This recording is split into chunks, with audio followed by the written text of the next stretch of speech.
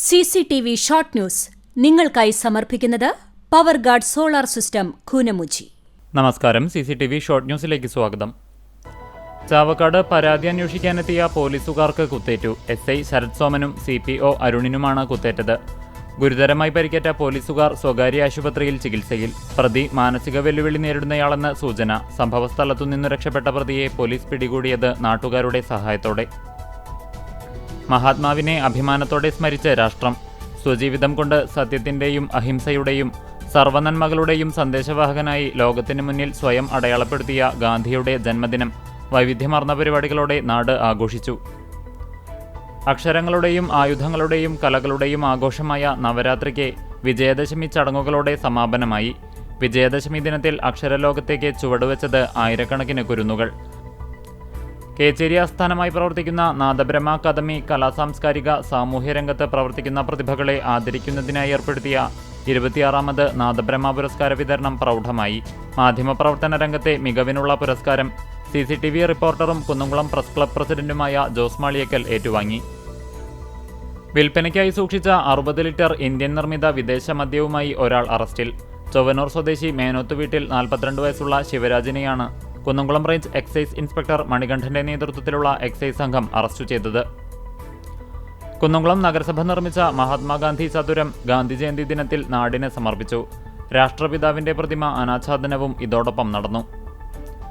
കടവല്ലൂർ കൊരട്ടിക്കരയിൽ അടച്ചിട്ട വീട് കുത്തിത്തുറന്ന് മോഷണശ്രമം. കൊരട്ടിക്കര പാലച്ചുവട് ക്ഷേത്രത്തിന് സമീപം മുള്ളത്ത് രാജന്റെ വീട്ടിലാണ് മോഷണശ്രമം നടന്നത്.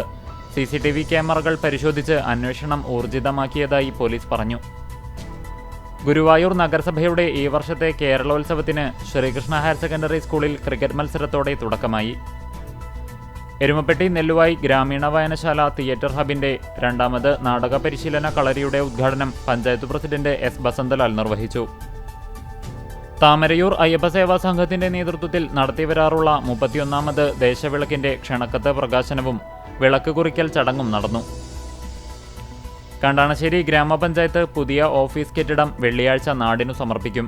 വൈകിട്ട് 5 നടക്കുന്ന ചടങ്ങിൽ തദ്ദേശ സ്വയംഭരണ വകുപ്പ് മന്ത്രി MB രാജേഷ് ആധുനിക സൗകര്യങ്ങളോടെ നിർമ്മിച്ച ഓഫീസ് കെട്ടിടം നാടിന് സമർപ്പിക്കും. ചൂണ്ടൽ പഞ്ചായത്തിലെ 6ാം വാർഡ് ചിറനെല്ലൂരിലെ വയോജനങ്ങൾക്കായി വിനോദയാത്രയൊരുക്കി. വാർഡ് മെമ്പർ ആൻഡോ പോളിന്റെ നേതൃത്വത്തിലാണ് വയോജന ദിനത്തിന്റെ ഭാഗമായി വാർഡിലെ 80 പേരുമായി നിലമ്പൂരിലേക്ക് വിനോദയാത്ര സംഘടിപ്പിച്ചത്.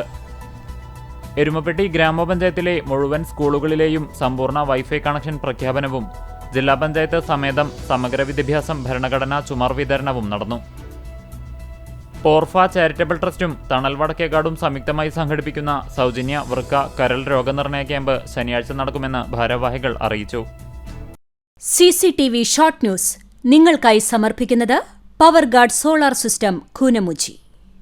ഇതോടെ ഷോർട്ട് ന്യൂസ് സമാപിക്കുന്നു. കൂടുതൽ വാർത്തകൾക്കും വിശേഷങ്ങൾക്കും ഞങ്ങളുടെ web page, Facebook page, YouTube എന്നിവ സന്ദർശിക്കുക. തത്സമയ വാർത്തകൾക്കായി www.cctv online.tv സന്ദർശിക്കുക. നമസ്കാരം.